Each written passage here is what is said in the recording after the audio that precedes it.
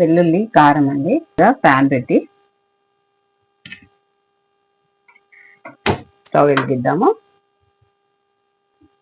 నూనె పోసుకుందామండి.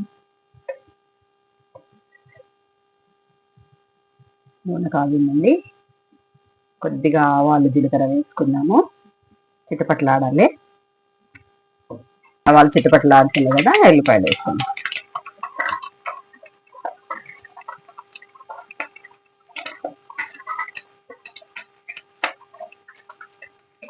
కలుపుకుందాము.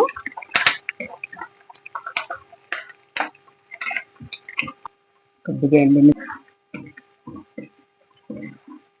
ఎక్కువసేపు పట్టదండి, త్వరగా అయిపోతుంది, తినడానికి కమ్మగా ఉంటుంది. కరివేపాకు వేసుకున్నాము.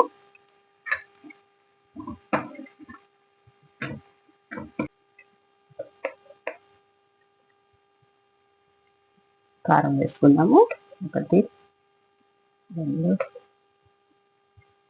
3 స్పూన్ల కారం వేసానండి. స్పూన్తోనే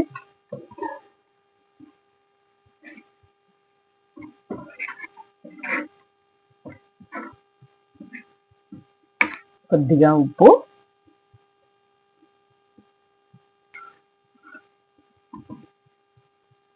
అయిపోయిందండి.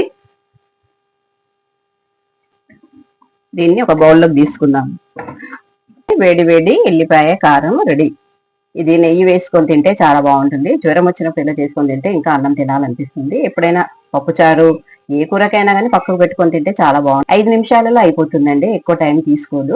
సబ్స్క్రైబ్ చేయండి, లైక్ చేయండి, మరిన్ని వంటలు చేసి పెడతాం.